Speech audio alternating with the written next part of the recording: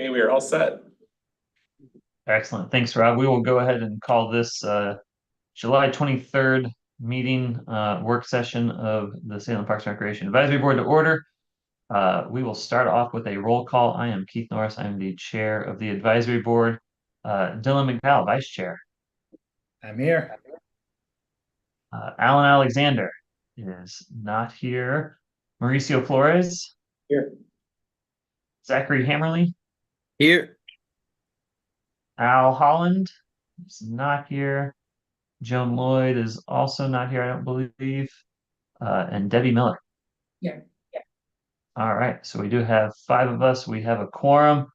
Do we have anybody in the room to provide public comment? Yes. Excellent. I can't see that. So I will. Debbie, can I deputize you in the room to manage the public comment? Okay. I didn't pay enough Is that allowed? Okay, Their names. all right, so Patty Tipton, okay. Patty Tipton, okay, do you want to come up here? Okay. Stephanie, can you do that to the secretary? Yeah.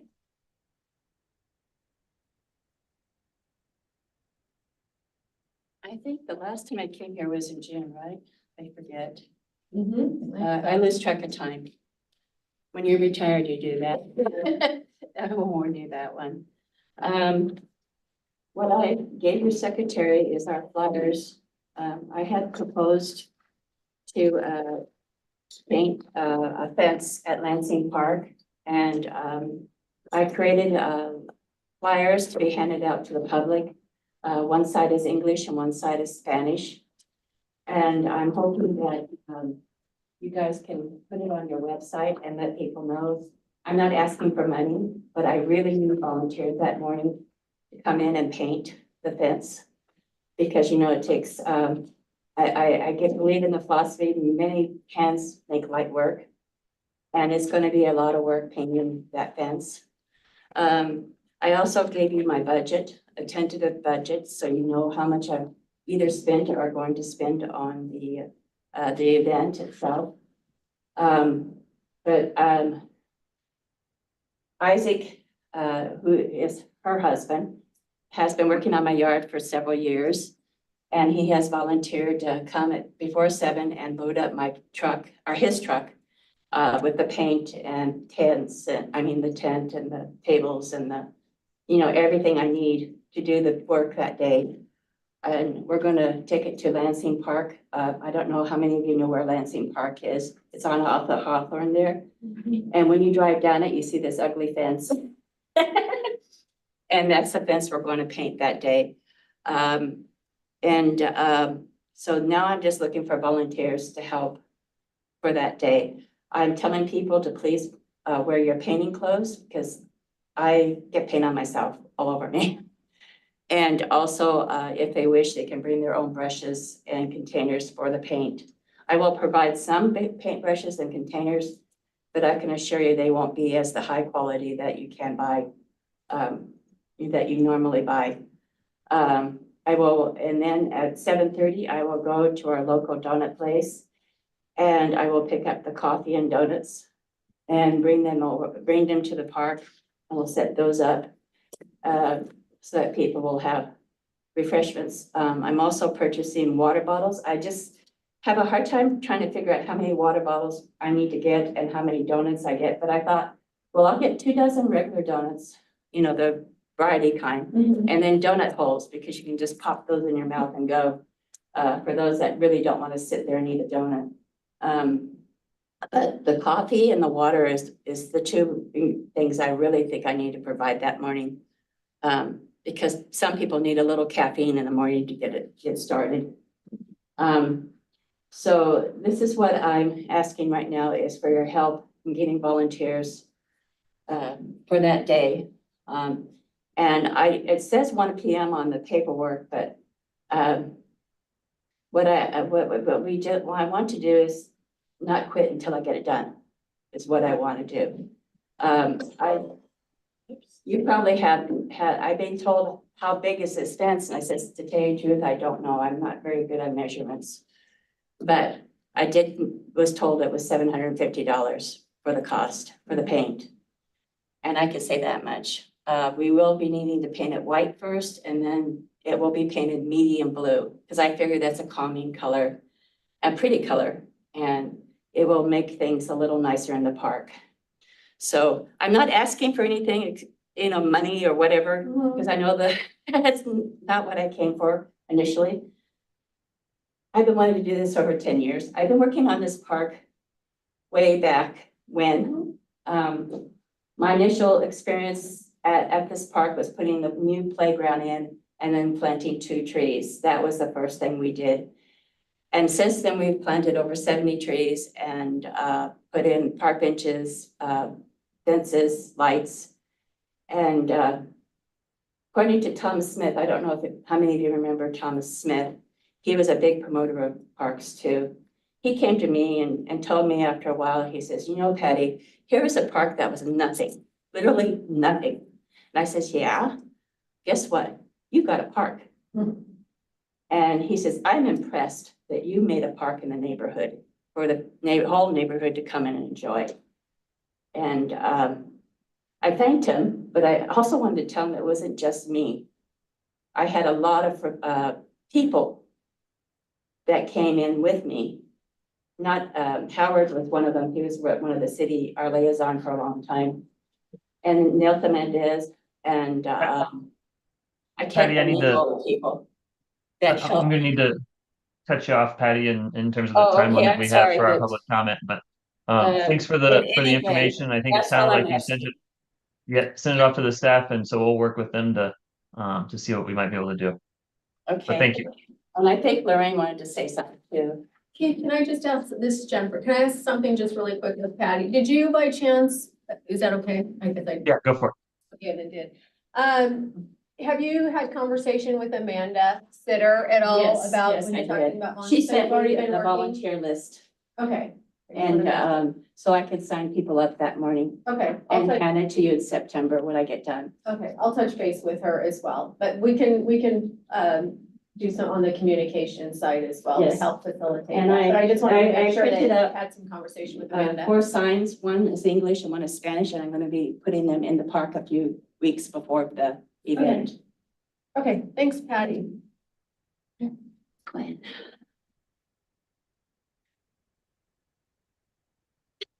My name is Lorraine Galindo. I've been living in the Lansing Park neighborhood for over 20 years. And I'm here to show my full support in Patty Tipton's project. I know that her painting, or having volunteers help her paint the graffiti that's on the fences.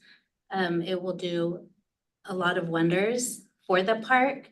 I myself am a mother and my kids grew up in that park.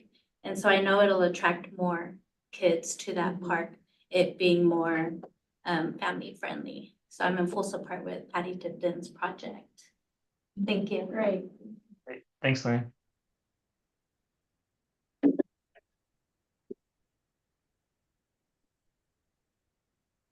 Deb, any other public comment there? There's no one else here. Okay, thank you very much. Thanks, Patty and Lorraine for those thoughts and comments and for helping out with that project and improvement for that park. We are going to move to the work session part of our agenda for today. And so we don't have any formal action items or considerations on our agenda. And so a little bit of a lighter meeting, but I thought it'd be good halfway through the year to touch base on the research committees that we established earlier this year and to have an opportunity for our board members who, as part of those committees, to provide updates on where they are at in those projects and ask questions of staff, ask questions of each other, ask questions of Juliana. I got your name right, Juliana? Thank you. I panicked there right after I said it. make sure that we're kind of online and getting those projects to completion at the end of the year. I also think it's a good time to chat with Zachary and Mauricio about these projects. I think Mauricio, you got recruited last month to join one of them. I think Debbie Strong on you into joining her committee. Zachary, I don't know if I think you avoided the strong arming by virtue of being virtual. And so we can talk with you today about kind of what those committees are and if there's one that might make sense for you to hop on. And so I don't necessarily have a plan beyond that. But I think Dylan, you had I know there was some email traffic Dylan from you, and I think Debbie from you and Joan as well. Dylan, if we can start, because I think you had some questions for Juliana and staff as well. So maybe start with your committee, and I think well, it's just the five of us, right? So you're the only one from your committee here. But Yes. But if you want to go ahead and kind of give us an update on where you are with your committee, remind us what your particular charges were and topic area. And we can go from there. And I guess I suggest we uh, take one. Sorry, go ahead. yes, I was going to say for overall purposes, yeah, thank you, Rob, for sharing that and then unsharing it. If we can remind everyone the kind of background of the purpose of these research committees and helping advance the city's climate action plan. And I think you had a slide, Rob, that you could share that kind of looked at the various priorities that we considered, and can share that. So I can pull that up. I can also pull up the memo you wrote in March that is kind of the committee charge. Would that work? You're able to pull that up.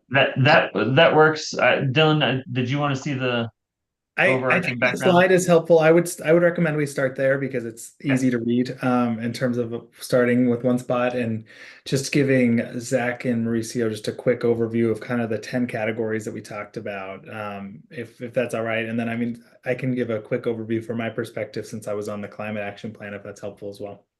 Perfect. Let's do that. Just give me a moment.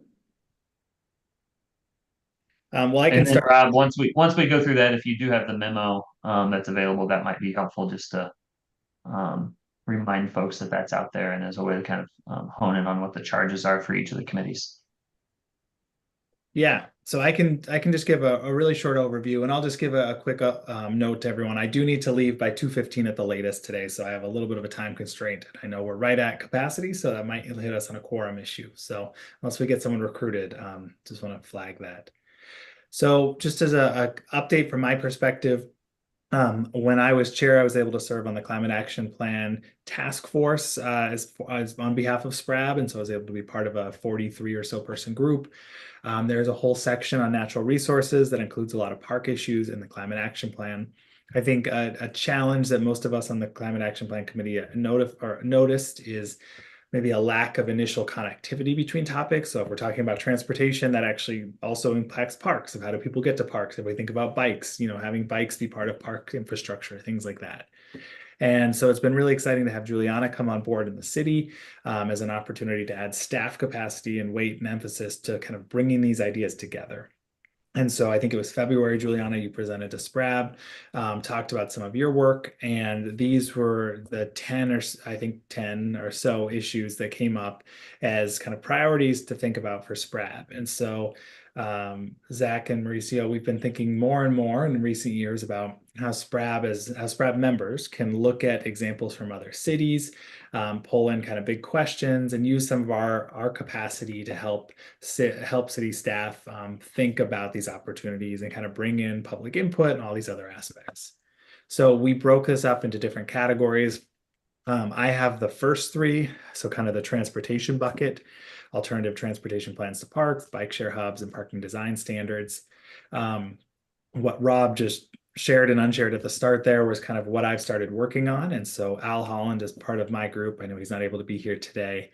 And so I can kind of go into that in a minute, but overall, we've broken this up into 3 different committees for us to start researching, work with each other to come back with some recommendations. I think we're targeting October timeframe, October, November, December, to present back to SPRAB. And all this is hopefully going to help Juliana in coming up with some new ideas and really implementing a lot of this work. So it's very much a staff engagement opportunity. It's an opportunity to kind of bring this forward and make parks be central to climate action work in Salem. So, And Rob, can you go ahead and share the memo, and I will also recognize that Al Holland has joined the crew. Greetings, Al.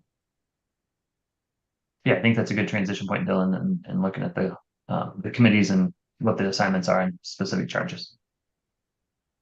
Knowing that with our member transition, the committee rosters have also changed a little. exactly. So Rob's pulling that up, I think, but Keith, I don't know if you wanted to just talk about the charge or if you think I covered enough of it. Oh, there it is. I think you covered it, and this will specify it a little bit more. That's why I wanted this pulled up, because I wasn't going to be able to remember the specific charges for each one.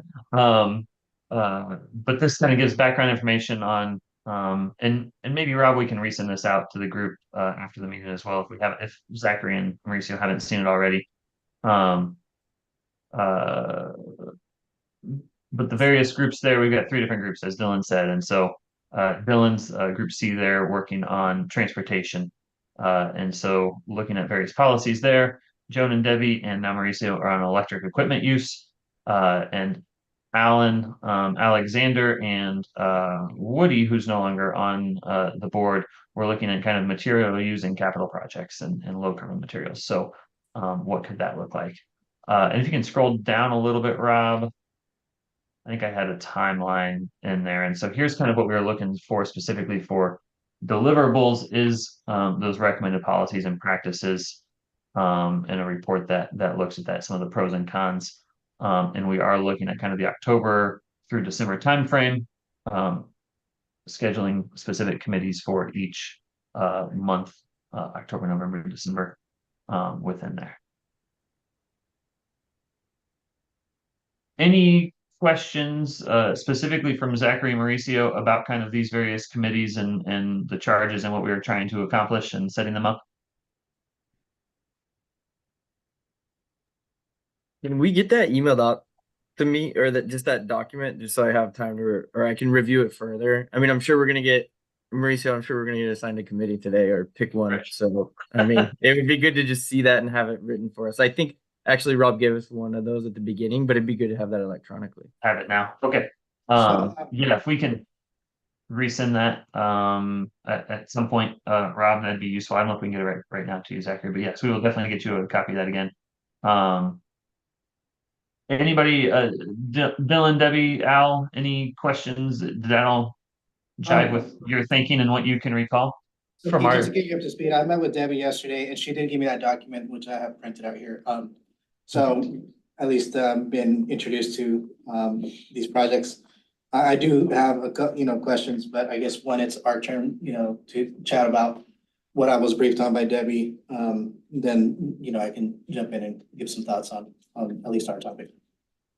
cool. And thank you, Rob. I see you just sent the link out to the online document. So Zachary, you can access it there. And that is, saving server space and emails, I guess. So well done. Okay, with that, Dylan, let's kick off with your committee and on transportation elements that you and Al have worked on. And if you can take, maybe we'll do 10-ish minutes, kind of ballpark time estimate for committee and kind of a limit and see where we're at. At that point, just make sure we have time for each person to get through, knowing, I guess, that we don't have Alan here to talk about his particular one. So take it away, Dylan. Please make me stop talking. I am happy to. I guess, yeah, that was my question, is I want to make sure I'm not fully monopolizing everything with some of these questions. And so, Juliana, I guess I would just offer, and to all staff, I can kind of walk through some of these. And Rob, I don't know if you can pull this up again, that'd be great. But some of these, there might be a good answer and discussion, and then others, if you feel like it's more of a technical thing, maybe it's just, you can follow up with an email to me on some of these as well, and that would be totally appropriate. Al, just to flag for you, I know I emailed these to you a while ago, and then it turns out there was an updated email address, so I just sent them to you again today. So I don't know if you've had a chance to look at these, but hoping that you and I can dive into this in more depth moving forward. I guess, Al, I'll just ask you, have you had a chance to look at them and knowing it's fully okay if you haven't, just because of the email issue? I have not. I've not received that document because of the email. Okay. Apologies for that confusion. So you should definitely add in all of your own thoughts, both verbally today and then afterwards. So I'll just start going through, and then Keith, if at any point you want to kind of redirect how I approach this, let me know, and I'll make it most useful for the group. So I am hoping to really dive into some of this more, but where I'm at right now is taking each of these, and I've broken it down into 3 categories of questions for staff, examples from other cities, and then some general ideas I have. And the examples from other cities, I think I was waiting on a little bit to get some more information from staff first, so I didn't start looking for bad examples from other cities. So in terms of alternative transportation plans to parks, I was trying to get a better sense of what kind of conversations have happened with Chariots about park promotions, route advertisements around parks, really integrating that. I know we talk a lot about park plans of having bus routes close by, and it's not always clear to me how much we have in terms of signage or just connections about here are the parks near you, or if you're in a park of like, here's the nearest bus stop. I know we do a good job of planning that, but I don't know how much that advertisement happens on either end. And so I would be very curious to know if there's discussions underway. And if not, I think that's something I'd like to see us emphasize, because it seems like a very low cost opportunity if you're in the parking lot or you come out of a trail and it says nearest bus stop is, quarter mile this way. And then also thinking more and more about some of the business opportunities. I think there's a lot of efforts now around, the hospital does a great example of having a really nice trail that leads over by Bush. I think, even things like a Walmart or something, of big places that have big parking lots, and how do you kind of connect trails to some of those? And there's an opportunity for a business that helps drive people to their business and walk by, but especially there's some of these in Salem, especially in South and Northeast, that tend to be pretty big landowners. And so I think it'd be interesting to think about connectivity of even just like sidewalks in urban areas with some of our trails that help people safely get around and not just have to always they would just have a clear sense of where to go. So I think that would be interesting to think about, and that could even be something where we could have some allies and think places like the Chamber, for example, or small downtown business alliance, etc.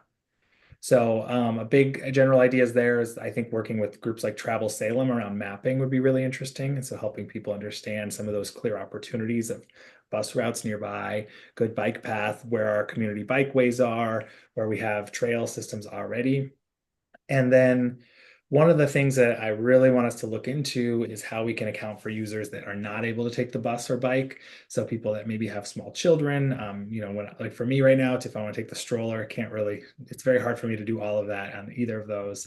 Same with dogs. I know during some conversations with Gear Park that came up around folks that didn't have access to a dog park, and you can't take those on the bus. So I don't have solid answers there, but just flagging those as things I want us to work on. Juliana, would it be helpful, since a lot of these are going to come to you, for me to just stop after each one and we can talk through them? Or do you want me to go through all of them? Yeah, no, I think that if we stop after each one, that would be good. Okay. Well, I will stop there. Al, and I don't know if you have any immediate thoughts, additions, reactions to any of that as part of the committee. Yes, but only kind of peripherally. I just continue to be very interested in developing a river bike trail as far as Kaiser Rapids. And I am in stages of trying to find information, agencies, and maps and what needs to be done to pull together for it. It's going to be a large project. It reminds me very much of what Kaiser did when they were trying to develop their big toy playground out there with many different private agencies and companies working together. It's going to have to be a big project. I'm still in the state of trying to pull together the things that need to be done to make that happen. So I'll continue working with that for bike lanes and biking to the north. Excuse me. That's good. Well, contact issue. That's helpful, Al. And on the Google Doc that I created, I'm just adding some of I'll just add your notes in and so you can kind of have a starting point when you go to that as well. Thank you. So I guess putting it to staff then, do you have any immediate thoughts about either thinking about working with chariots and businesses or some of these signage opportunities that could be an easier lift for us to take as a starting point? Have any of those conversations been underway? So I've had quite a few conversations with chariots, none specifically about parks, but we've talked about how transit can be more a part of specific big events. And I emailed chariots after I got this morning and asked if they would be interested in having these conversations, and they are very interested. So if you'd like, I can set up a conversation between that subcommittee, myself, and some people at chariots, and kind of discuss through what might be of interest. That sounds great. And then, sorry, I think there's a delay. Go Well, I ahead. was just gonna say, kind of a thought on that is, I kind of wonder if we could have like a parks route. I don't know how Chariots goes about deciding what their routes actually are or modifying routes, but almost like a parks loop around them could be, uh, I guess, a route that is specifically designed to get people to parks. Could be interesting. And I'll just jump in as some of our planning work we're doing around community parks in the city. We are communicating with chariots, keeping them informed and trying to entice them to consider kind of just that, maybe altering a route so that it puts a stop closer to the park. So an example of that would be Fairview Park. We're revisiting the master plan. Right now there's a bus route on Fairview Industrial, which is nearby, but not right there. And so we're kind of keeping them informed, and we're hoping that that might kind of lead toward kind of changing that route just a little bit so there's a stop much more conveniently located for the park users. Right. Excellent. And then actually that kind of leads in pretty well. Some examples from other cities that you might be interested in looking at. City of Sedona in Arizona has trailhead shuttles and park and ride lots. And so that is something that is pretty much a specific route that is getting people to parks. In this region, King County has Trailhead Direct, which is a weekend line that gets, again, people to parks. And then Transit to Trails is in, it goes between Bend and Mount Bachelor, and so it has several stops on that. So those are some examples to look for. Interestingly enough, those are all kind of more, less urban, and having a more urban centered park route might actually be more feasible. So those are decent examples, but I didn't see any specifically urban park examples. So that might be a stepping stone, but there would still be a bit more finessing in that. That's great. I appreciate that. Would you all like me to move on to the next one? Okay. So bike share hubs and mobility hubs, talking about those. I know that there's been conversations with chariots on this, and that they've been moving forward. I know obviously a lot of cities have figured out how to do this, which is exciting.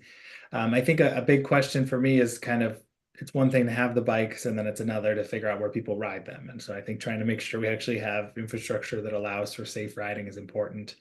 And I think that this is something also about a lot of businesses in other cities will sponsor the bike share. And so I'm not sure how far along those conversations are, but trying to think about not only big businesses, but also hubs. So places like Salem Hospital, where you might need to ride the bike for an appointment. There's a lot of workers there, quite a few workers. Willamette University is another one where you have college students, like figuring out some of those hubs that are very close to parks that we care about, but also very close to job centers, destinations, in addition to places like Riverfront. And so I'd be curious how far some of those conversations are at this point.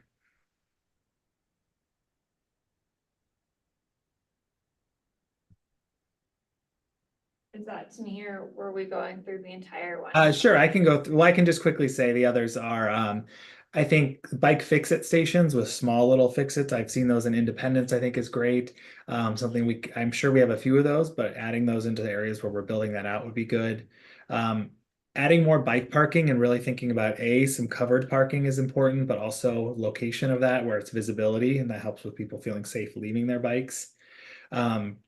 And then having some signage, I think, especially from a bike perspective of, as I put it here, where can I go from here? And some positive framing. I think that's, to me, is there's just not always a clear sense of exactly where you can go once you leave a park or an area.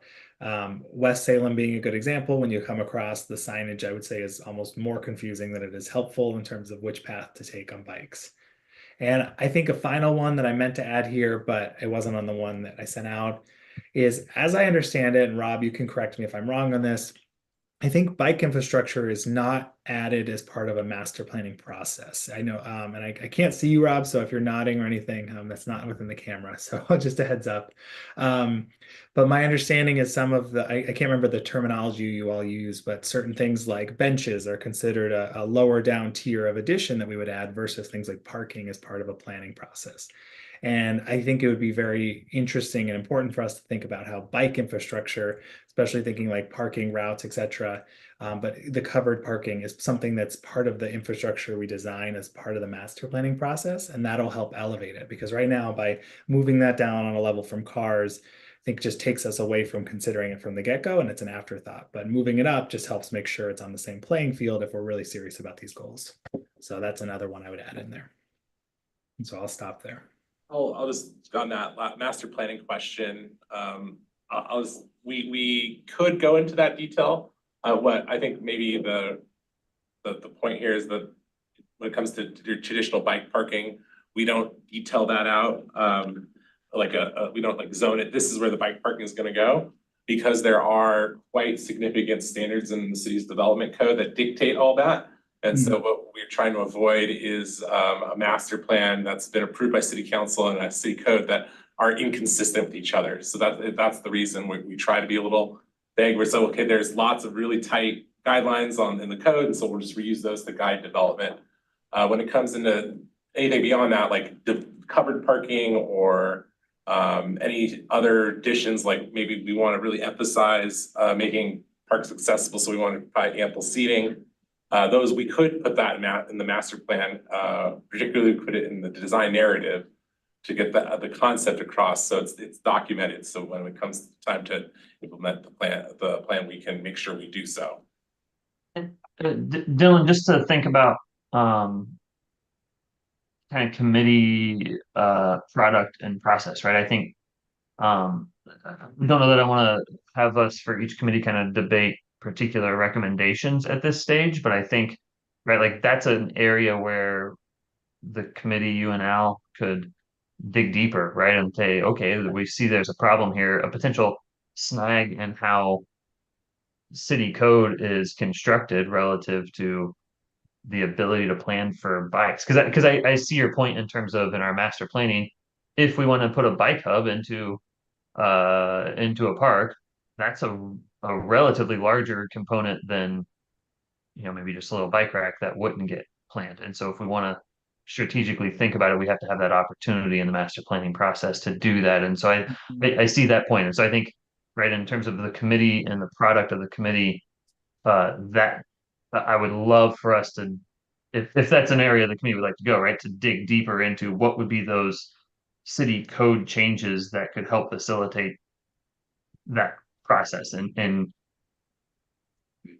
help Rob and the planning efforts get out from under that, right? Because it makes sense. They don't want to set up a system where the code is conflicting itself. And so how can we make recommendations that help avoid that? 100% agree. And I think that's exactly, Rob, what you're saying is really insightful. And so maybe we can follow up, and Juliana, talking to you as well, of how do we walk that line, but try and get some of those built in, whether it's appropriate at the narrative piece or thinking about city code changes in the future. But I do think that there's like a core piece of how do we approach this in a way that this is central to the thought process to begin with, and not just something we add on later. So I do want to throw out that in previous years, and circumstances always change, but we have had bike sharing programs in our parks, that entities have placed them both in Riverfront and Bush Park. It's been at least 2 times that we've had private entities who've done that. Neither have been successful at the time. They have not lasted long for a myriad of reasons, everything from folks not returning bikes or the condition they were in or whatever, but circumstances change, but I'm just saying, we have attempted to do that. Similarly, bikes fix-it stations, we have put those in parks several times over the years. Similarly, not with a positive response in the sense the least amount of time was literally 1 day. It lasted before the stuff was stolen from it and it was vandalized. So there's a prolific problem with the fix-it stations and not always totally unsheltered population, but we have found specifically in some locations where there's a lot of unsheltered is they dismantle, steal the tools from them, do that for their own kind of personal uses. So it's not to say that those certainly aren't entities or items to explore. I think it just needs to look at strategically where those are placed and how those can be managed, because when they've been utilized before, there has not proven to be a good success rate and they end up pulling out. So just something to consider, I guess. That's really good feedback. And I mean, in terms of downtown core, we're lucky to have the 3 bike shops between Peddler, Sandy M, and Scott's all within, a mile of each other. And so maybe there's an interim step, and I can think about this more about basically having a sign next to the bike parking that says, do you need a fix? We have 3 bike shops nearby, and having their address or something, like trying to direct people there is beneficial. And also, it's been good for everyone, good for the community, and also not too far away. So I'll think about that more, but that's good to have that feedback.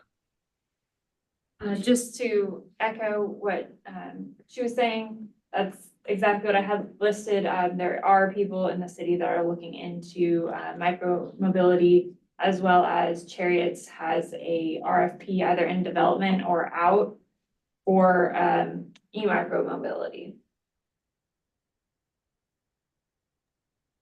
And I guess a question for you, Juliana, is just, I do some work on bike access and kind of trails and stuff, or connectivity, and just trying to think about making sure those conversations are linked as we think about just there's new bike lanes going into some of the bond projects in particular, and just trying to think about how we mesh that narrative, is that if we're going to have bike infrastructure added, which is great, but I think we run the risk of having some bike lanes to nowhere, and then you get someone that's from out of town that maybe grabs a bike at Riverfront and starts going somewhere, and then all of a sudden they're not sure how to get back, or they miss a turn and whatnot. So just trying to piece all that together and really trying to prioritize some of these opportunities for people to have clear signage, clear connections, and for us to make sure we're having investments that connect as many pieces as possible.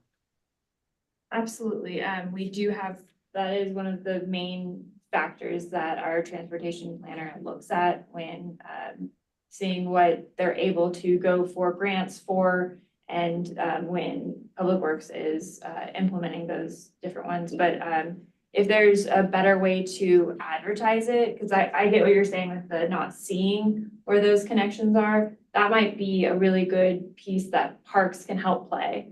Mm-hmm. Yeah, Al, I saw you had your hand up, Al.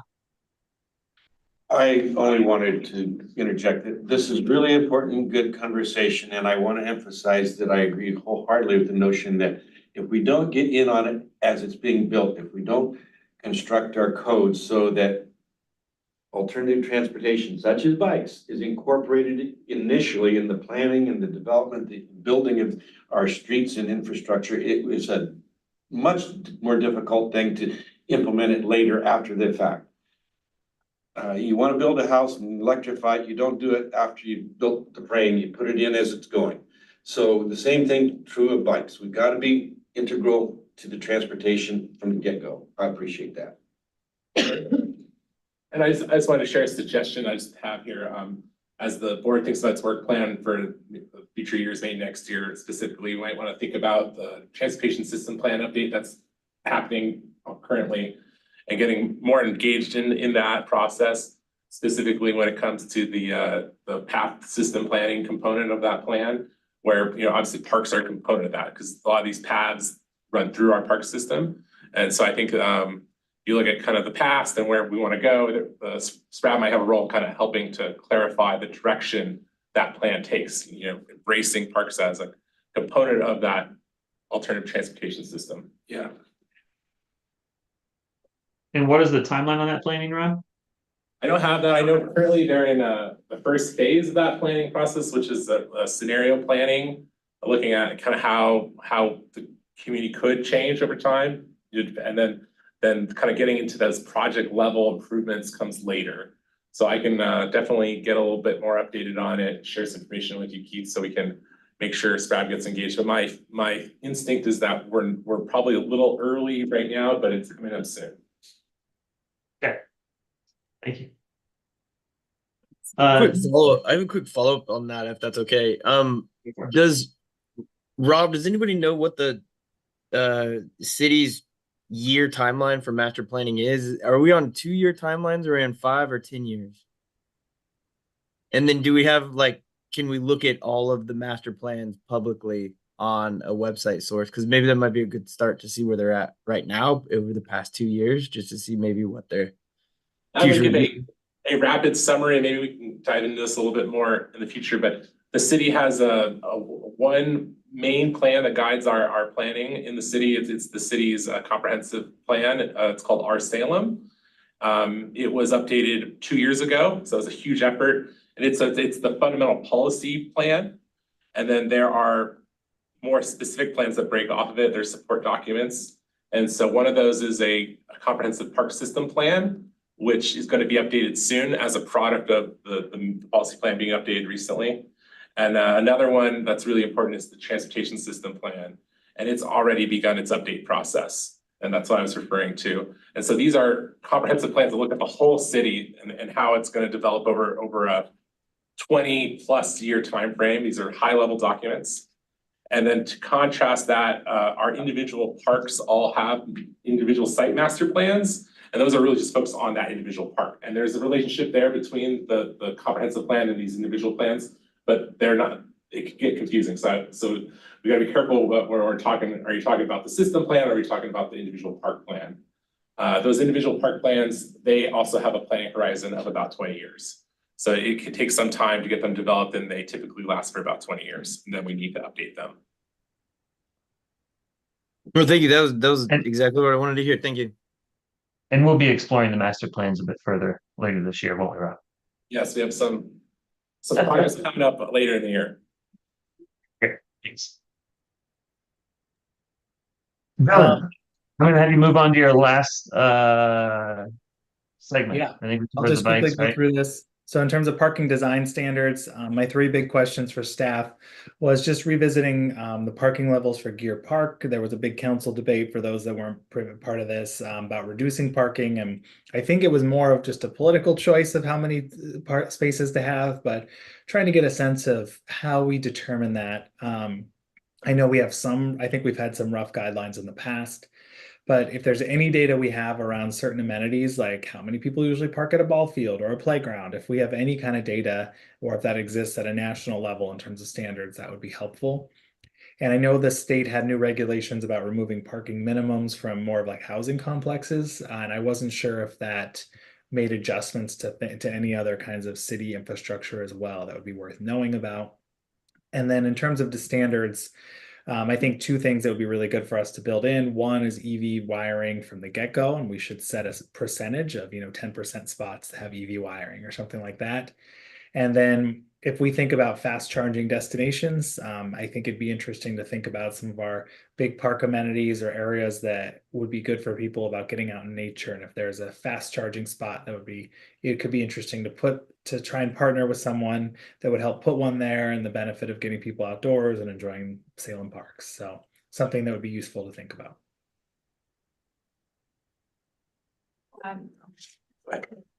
So the first thought I have is DC fast charging is incredibly expensive. If you're even looking at a level 2 charger or multiple level 2 chargers that can toggle, that's significantly less expensive.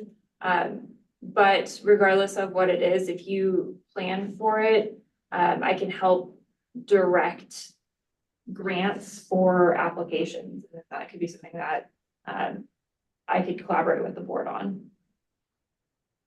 But absolutely wiring for EV charging is a huge, awesome idea.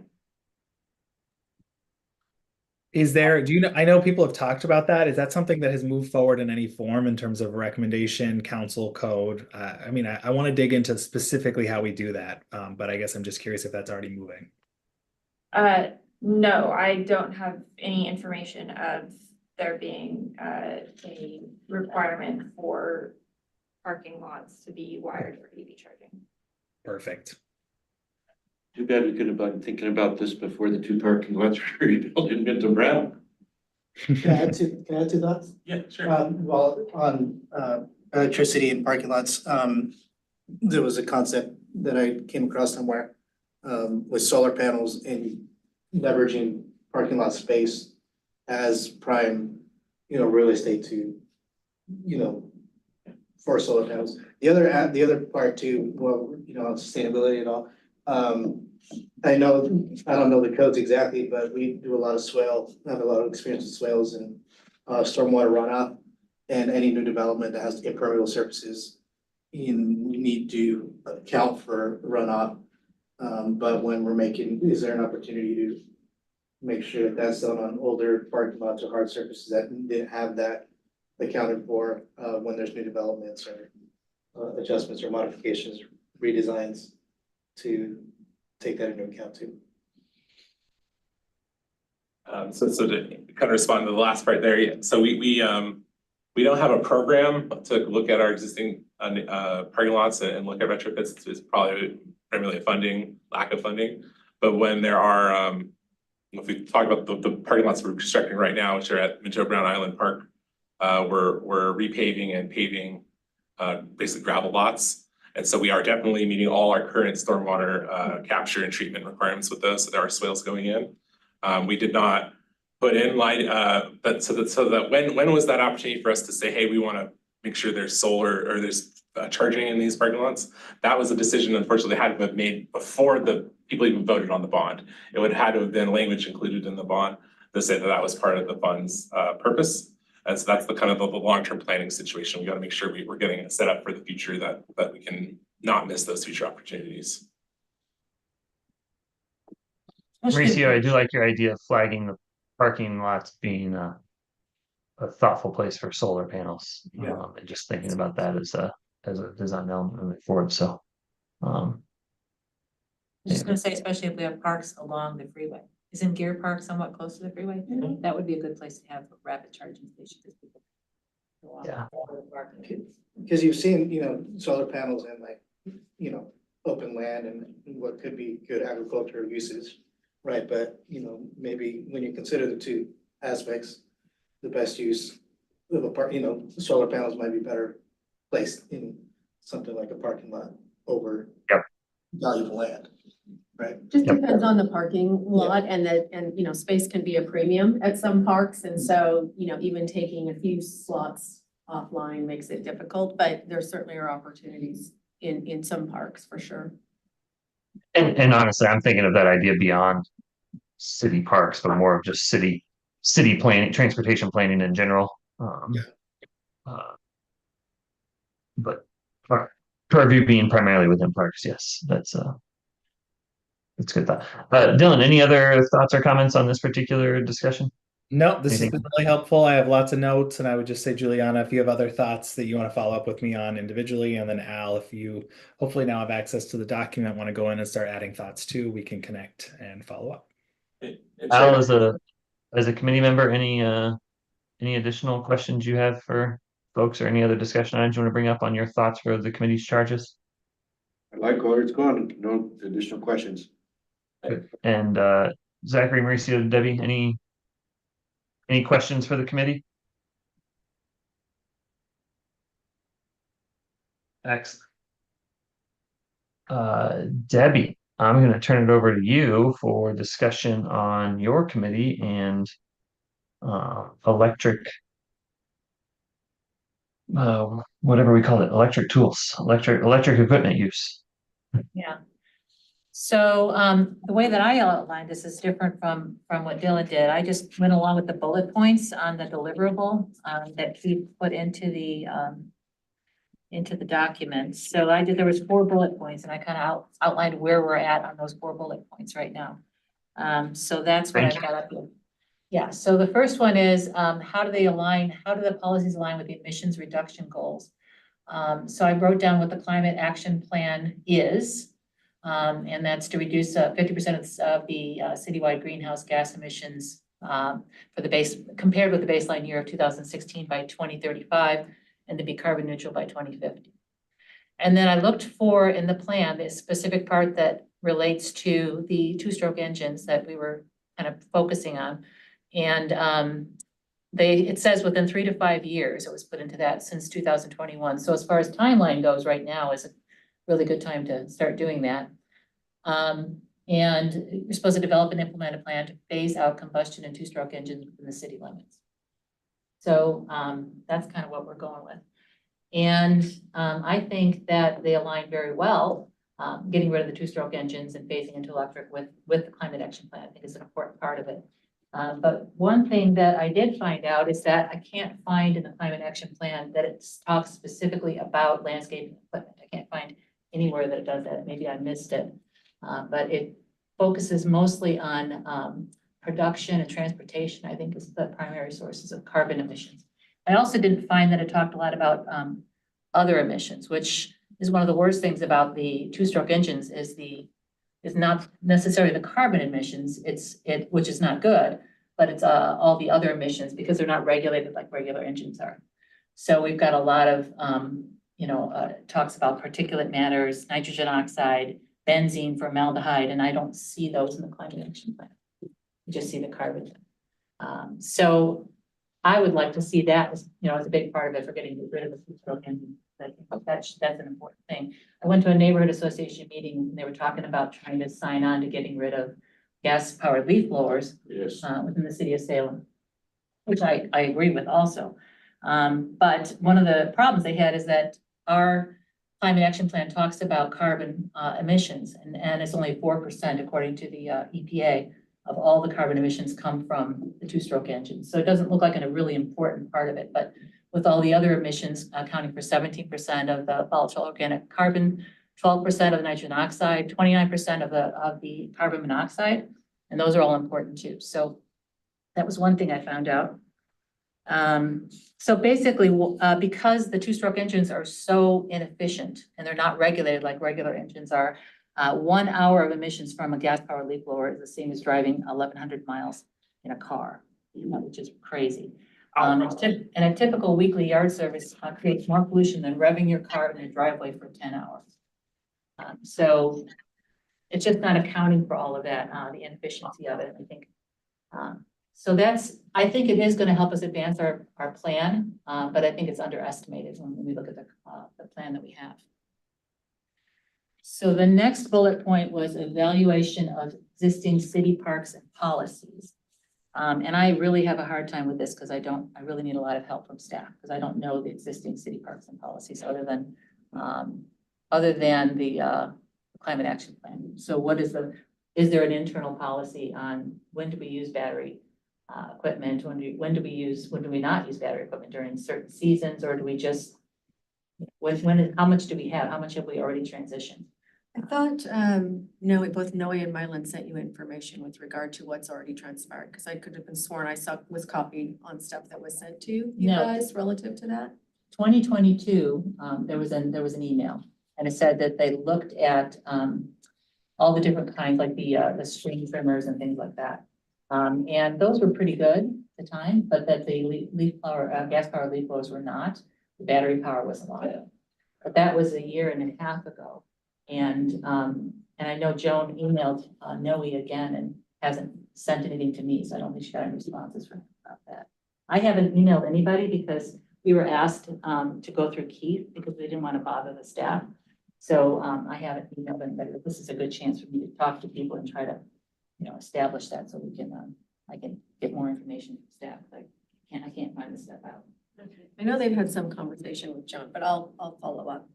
With Joan, okay, Well, with my staff, yeah. see what they've sent Joan Yeah. and She kind of just stuff, shared because that. I know both of them from the urban forestry standpoint and then from Parks Operations have sent some information with regard to To her, that. So, okay. yeah.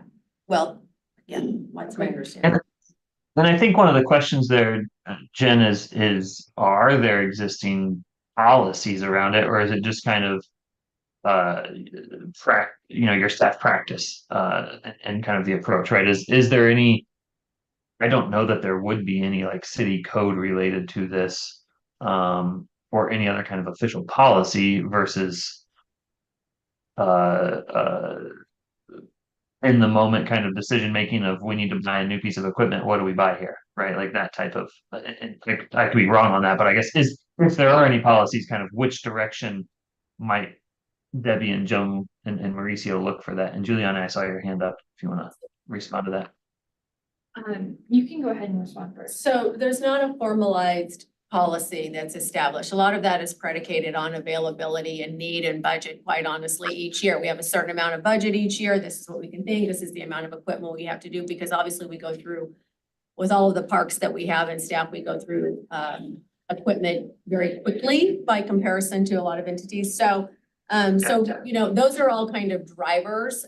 So there's not been a formalized policy per se as to how much is going to be, for example, each year that we're going to swap out and use this type, or in this scenario, that kind of thing. So it's really for staff is looking for opportunities on the type of work that they're doing and what's available on the market that will meet the needs for maintaining parks, and that is not cost prohibitive, because we buy lots of equipment, obviously, for 92 parks. And so, we try to, it's just kind of a continual kind of annual thing that we replace as availability and as need. But we don't have the ability to completely clear something out and buy all new. We run stuff until it dies, and it's not, reasonable to keep fixing it and replacing it.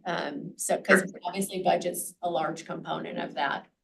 But when it dies, are we trying to replace with electric? I mean, that's kind of, And again, that's when we look at to see what's on the market, what's available for the use that we're gonna need to do, because with maintaining in 92 parks, that's a lot of heavy use continually all day long, 365 days of the year. And so, we look for opportunities. It's an ongoing process, I guess, when we do that. And Debbie, thinking about, and Juliana, I know you had a comment here, but just thinking about your committee and kind of the recommendations, right? One of the recommendations could be for the city to develop a policy of replacement, right? And recognize in that recommendation, though, that to Jen's point, like that's a major budgetary impact, right? And electric stuff potentially being more expensive. And so that's something that if city council were to adopt that recommendation, it's also going to have to follow up with budgetary approaches to that as well, which might be difficult in the current moment for the city. And so that I think that's something that the committee could consider, right? Is would it be appropriate for us to recommend a replacement policy for the parks equipment? And if so, what could that look like, right? And Juliana, sorry, I keep talking, please jump in. No, so for that, I was just gonna say, if you could also include in like looking at a policy, if you could include contract, when the city contracts out. So that's not as much parks, but it is more for like the other city buildings that contract out those lawn service type of programs. So if you want to look into that as well, that is something that the climate action plan has also expressed interest in. So if you have that as part of your policy, I would love to steal some of that from you.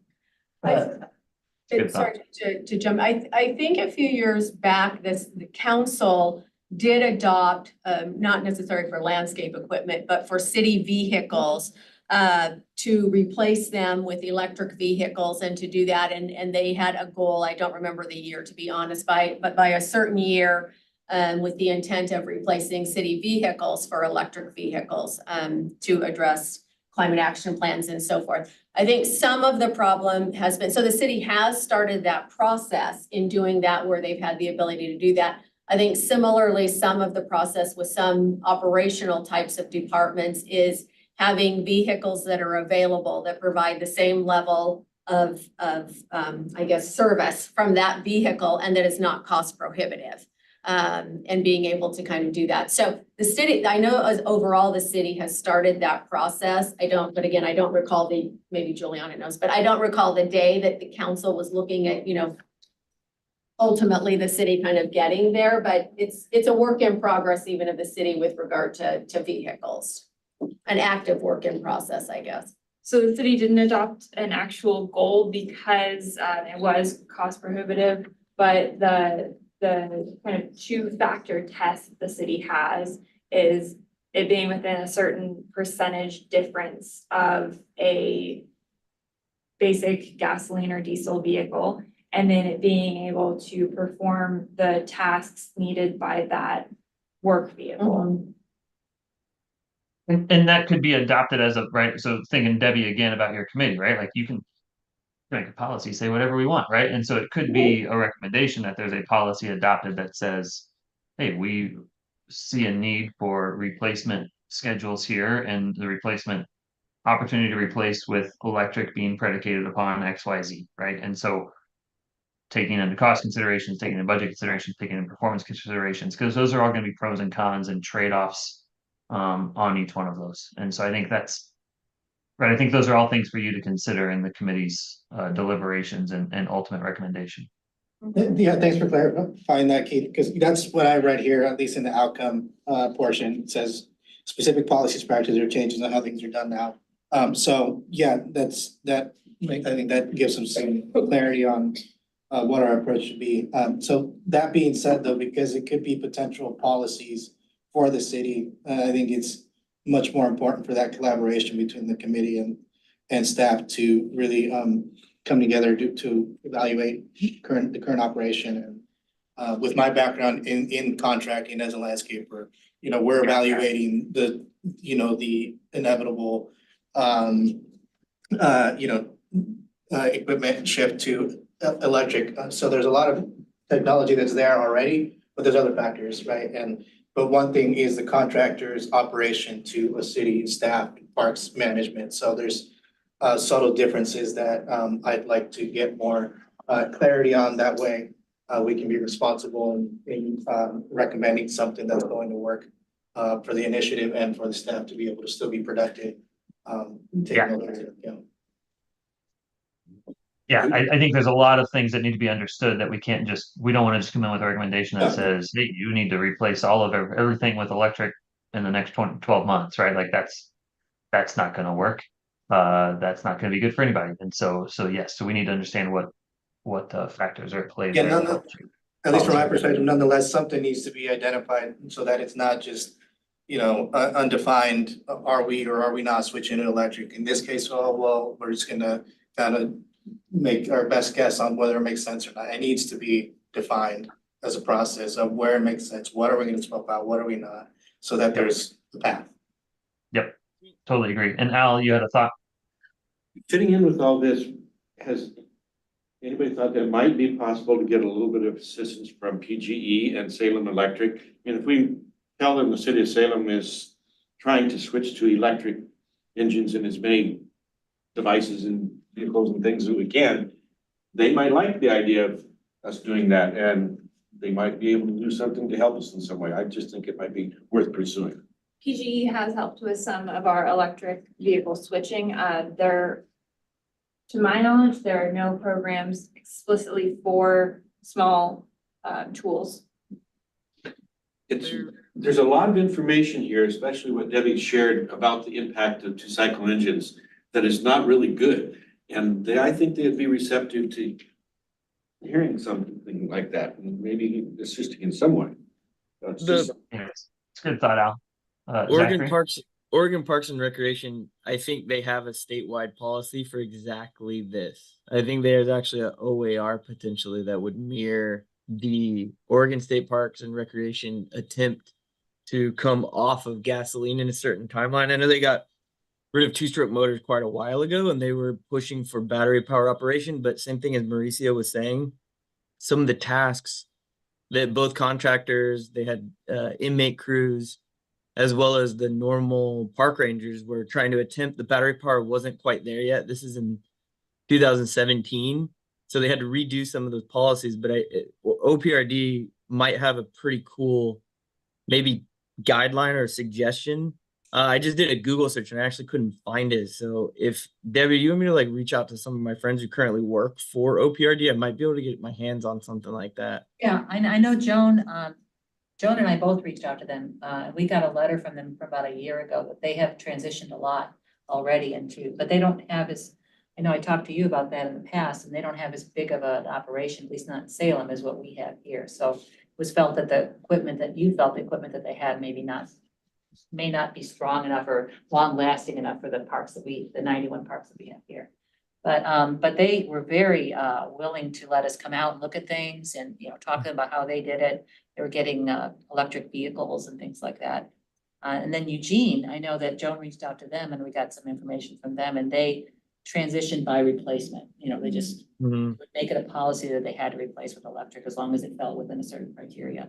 And then as their budget allowed, that's how they transitioned. So, you know, there's all kinds of different ways. Lake Oswego, they're transitioning by contracting. So they will only contract with people who have the electric capability for their public works and things like that. So everybody's doing it in a different way. And that's part of the resource identification, which is the next one I was going to talk about, if we want to move on to that one.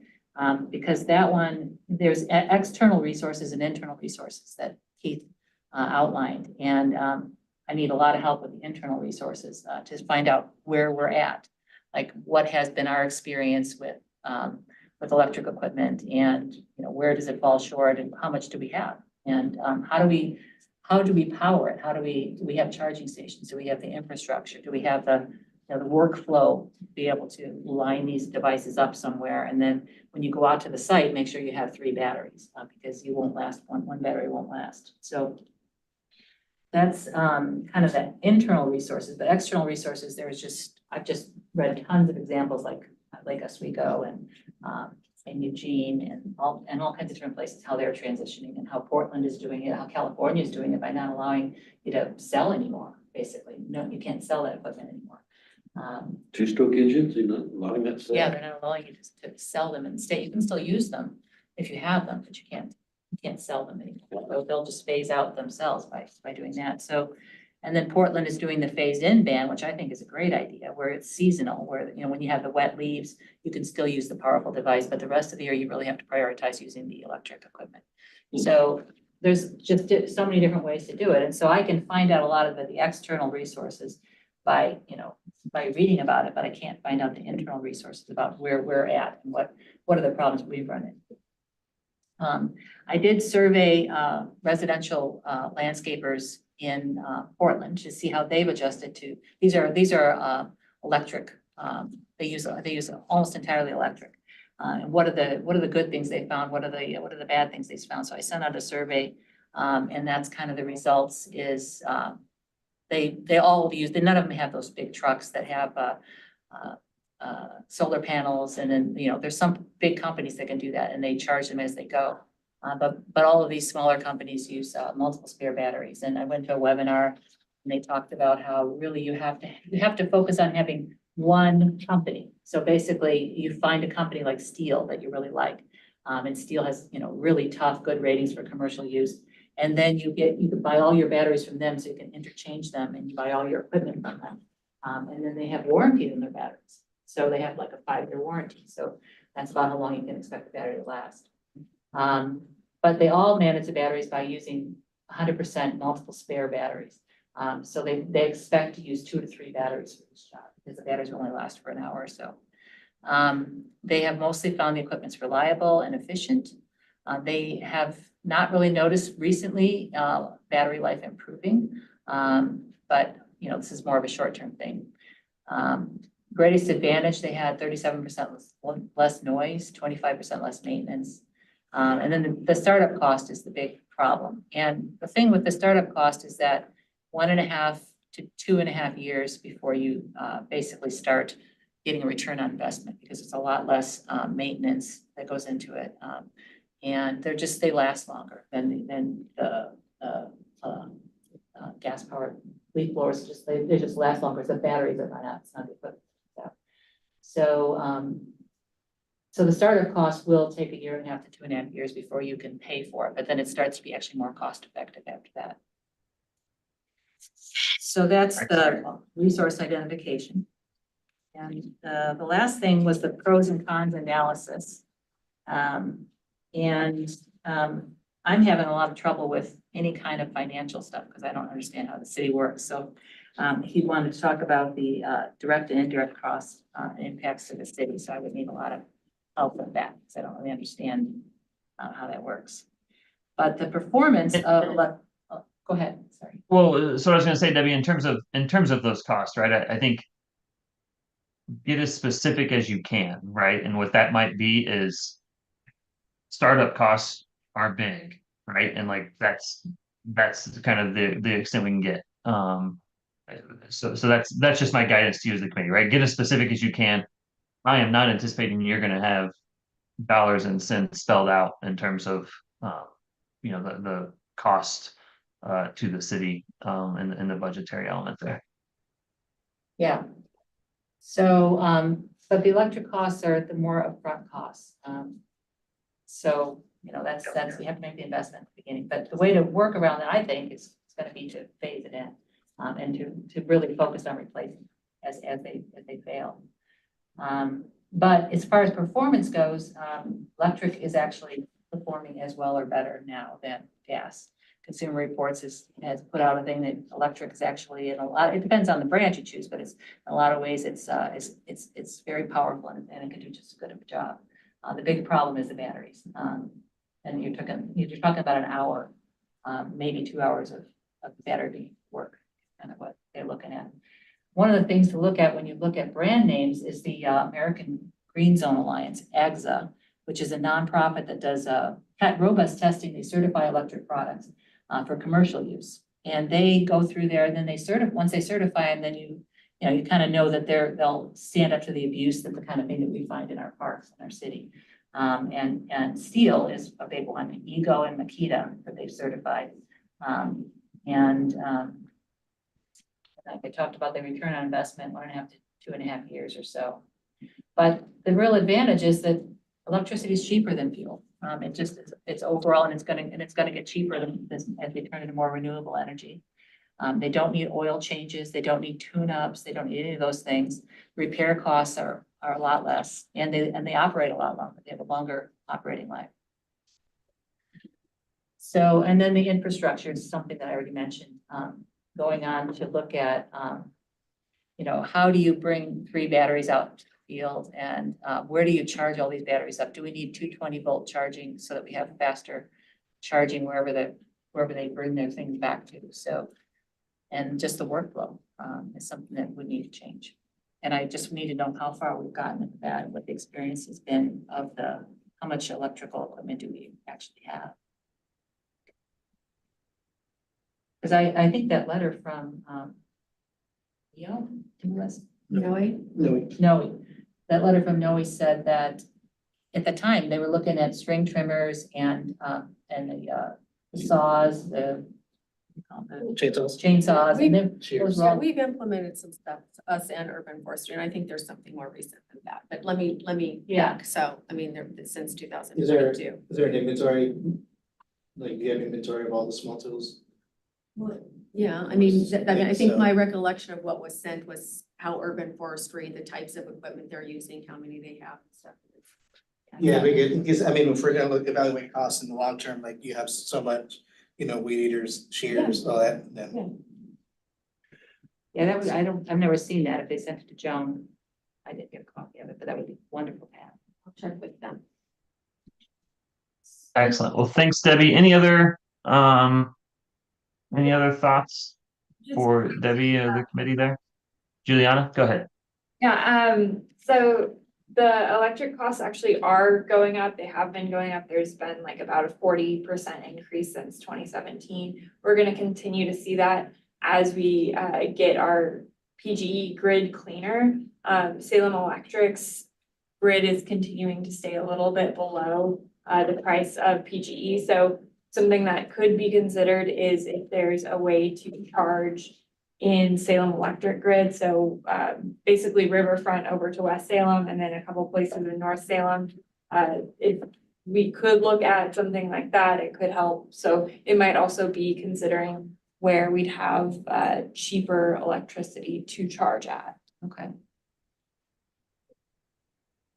Good thought.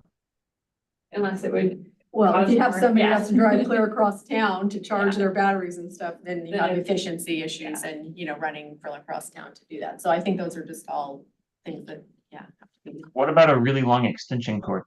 Yeah, exactly. Does that not work? No, it's a good thought. Thanks, Debbie, for that discussion. Dylan, I know I saw you need to hop out. So thanks for coming in and chatting here. Zachary needs to hang off too, and so that will end our quorum. And so that's fine. We got through the committees that are here. Zachary, I think given Woody has stepped away, is no longer on the board, if you can, maybe we can plan on having you join Alan and his committee and make that connection to help fill that spot and give Alan somebody to help work with. But see you, Alan. Go ahead and hop off. Thanks, staff. Thanks, everyone. Appreciate it. thank you. Yeah, no, I was gonna suggest that, Mark. We got a bunch of input on Debbie's committee already, and Alan and Woody's off of it. So I'd love to make contact with Alan and see Okay. where we're at on materials use and capital project stuff and get back to you all. Cool. Thank you for that. Hey, thank you for those updates, everyone. That was really good. Thank you so much. I am gonna hop off though because I do have a meeting with a couple of students here. So thank you so much, everyone. Excellent. Thank you. Have a good afternoon. And we'll go ahead and close out the meeting now that we don't have a quorum anymore. Thanks all for the discussion. We did not get around to chatting about Alan's committee or the neighborhood association outreach. But Rob, if I can ask you to maybe send around that schedule as a reminder to the group again of the neighborhood associations that we would like folks to reach out to. Yes. Does that feel like Yeah, I that can. would advance that was kind of the primary part of that discussion being on the work session, is to see where folks were at on that and remind you all to be doing that and remind myself to be doing that. And so I think, Rob, if you could just do that via email, that might at least help on that front a little bit. Excellent. I don't think I can ask it, but I'm going to. Anything else for the good of the order before we adjourn? Any other discussion items? Okay. Thank you all for participating. Sorry I did not come to see you in person today. I hope you all have a good rest of your Tuesday afternoon.